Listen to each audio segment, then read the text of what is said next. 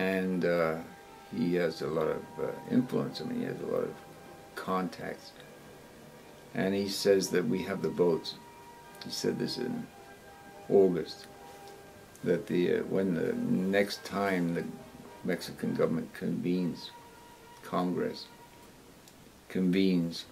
they are going to debate this bill, and he says he thinks he has the vote. Now they convene in September, but nothing, I haven't heard anything, because that would be a monumental development. If the Mexican government has the courage, and it will take courage, to monetize silver in the manner that Mr. Salinas Price has laid out. And just Google his name, and he's written many essays and commentaries over the course of the years. And this is going to be a monumental development if it happens. Now, of course, I have my doubts. Not because I have any doubts about Mr. Salinas Price and his integrity. That I do not have. But this is a major, see, this is a battle going on. There really is a battle going on between sound principles, sound money principles, and money principles which can be controlled by a very few, which is the system as we have right now. And I had my doubts, and I was speaking to my wife one day about this, and I said, you know, the powers that be, the secret brotherhoods, they would not like this to happen at all. So they may have put a lot of pressure on, you know. I mean, they're ruthless, and I mentioned that before. They're totally ruthless. So we'll just have to see. And hopefully by the time my next episode, number 9, comes up, I'll be able to report, yes, Mexico has monetized silver. Now, with regard to silver, you know, I mean, if you've been following me and you've been doing what I've asked you to do and highly recommended you to do, which is to purchase silver, what I said at the very beginning, do not worry about what happens in the silver market. It's totally manipulated. But the fact of the matter is, silver in your possession is silver in your possession, and nobody can do anything about it as long as you keep it quiet. And you don't worry about the price. Just buy it, you know, set aside a certain amount of dollars every week and go into your local bullion dealer and just buy it, and you do not worry about the price. Because we just had a recent takedown a couple of weeks ago. You know, just a great buying opportunity. And this has happened many times since I've been following the silver market, which is, you know, since 1999. Although I personally didn't have any money to invest in silver until 2004. Nevertheless, those are the 2 strategies of the threefold strategy that I have put forward to help emancipate ourselves and become independent and free of the machinations of the brotherhoods, you know, and through their minions, their servants, which are everywhere. You know, in government, in banking, in the corporations, in the bureaucracies, they're all in the media. Man, most of these people don't even know of the existence of the brotherhood, but they're nevertheless they are there. And I will go into those in much greater detail later on, because the first segment of the Mobuku Chronicles is all about the food, from nutrition through healing to civilization and culture. We have to start with the food, because without doing that, everything is just a lot of hot air and a waste of time. We've got to change our diet. It's very important to one based on whole grains and vegetables. I mean, for all the many reasons that I have given over the course of the first 7 episodes. So now the next part of the trilogy of this Mobuku Chronicle is the money aspect. And what I want to just establish today is that our diet plays a significant role in the quality of the money that's circulating in the social organism. And as I've said, gold and silver have always been the money of choice for thousands of years, but they were attacked by the brotherhoods beginning back in the 17th century through the first creation of the central bank and the nation state. I think the nation state came into being in around 1647 as such. And as I said earlier, the nation state had a legitimate reason for existing, but its time is over, and it's breaking down, and it's very visible that it's breaking down. And of course, I do not believe in protestation and demonstrations and all that. I mean, I just think that's a complete waste of time, because I've been through that movie before, you know, in the 60s when all that kerfuffle was going on. And it's just, as I say, when you protest and demonstrate, all you're doing is feeding the dragon.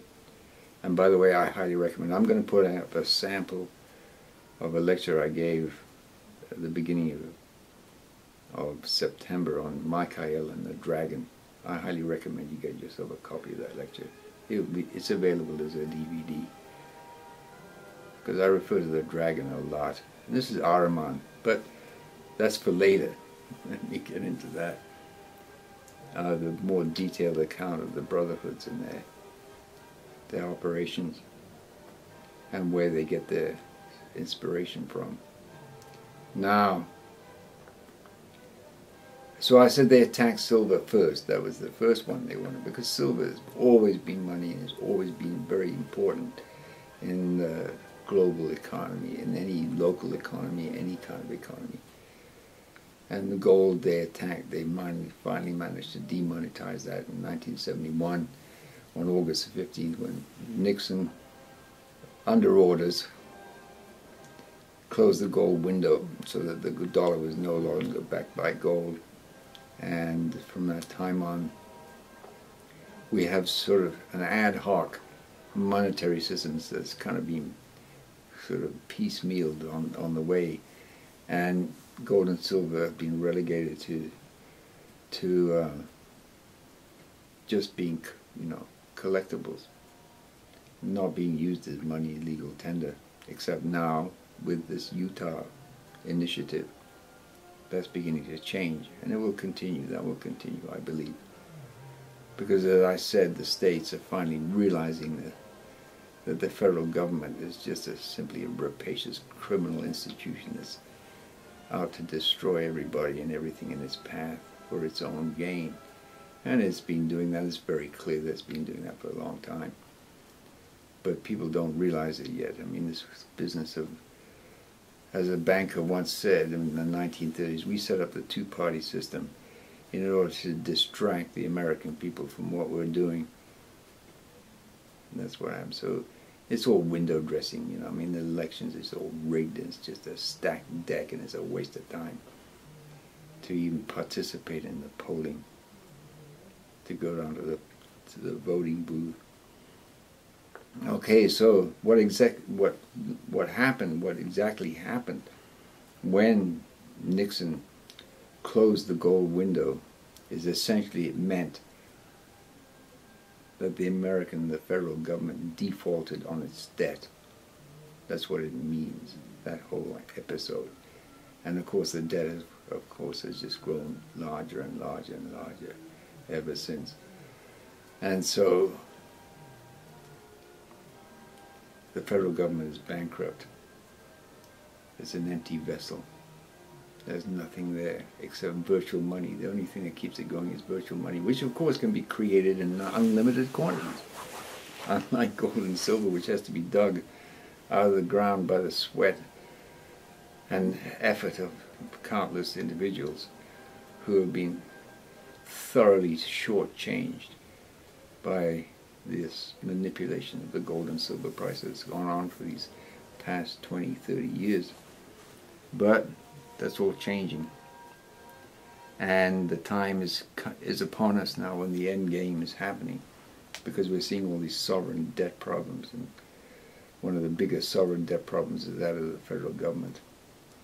And of course all the states, for the most part, are insolvent also and bankrupt. So there's going to be a major shake-up here. Now, of course, the whole problem is that the powers that be do not want to give up their power. They want to shape things so that they maintain their status quo for themselves. And as I'm saying, we need to emancipate ourselves, because there's nothing we can do to stop these people. from doing what they're going to do, but we can't emancipate from them, so they have no or very little effect upon our daily lives, especially psychologically and emotionally. I mean, the whole business of being tied up with the government and what they're doing is just a complete waste of time. I mean, completely waste. Of course, you should pay attention to what they're doing, but it's like you're observing it's like a scientific study, watching some worms and how they're behaving. I mean, that's how you should view the federal government, like it's a worm, tapeworm, and that's how it's behaving. But to get caught up in all that stuff is just ridiculous, because it's all phony. The whole thing is just propaganda, misinformation, and disinformation, and lies. And we need to become self-reliant and independent and free. And the only way to do that is, number one, change our way of eating so we're no longer caught up in the entrapment of the medical system, because that is a trap, a major trap. I mean, it's amazing to me how people think medical modern medicine is so advanced, it's so decrepit and antiquated, it's not even funny.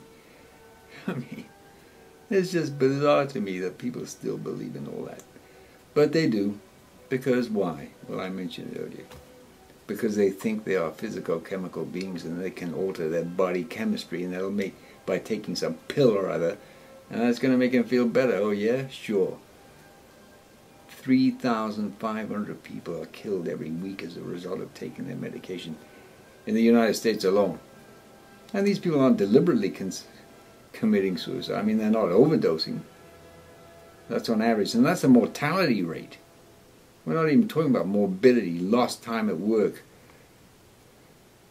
emotional upheaval as a result of taking these psychotically drugs that people take. Not to mention poor relationships and breakups and dysfunctional families and alcoholism, etc., etc. It goes on and on. So it's got to change. And you're not going to hear this from anybody else, how this relates to the whole culture that we live in. And we got to change that. So that's this episode completed. And I hope you buy my book and you start reading it, studying it, and also the books in the back, because I'm a big proponent of spiritual science of Rudolf Steiner. And as I said, please get that DVD on Michael and the Dragon. It's very pertinent and apropos of what's going on today. And I just did that lecture at the beginning of September. So, on that note, I will close, and I hope you all are having a wonderful evening. And so well, it's evening here, wherever you may be, whatever time of day it is, I hope you're having a good time. And you're studying and you're developing yourself in terms of eating whole grains and vegetables and really working on changing.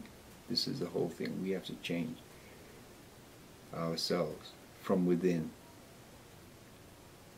And the circumstances of the world are such that we are being, shall we say, obligated to change.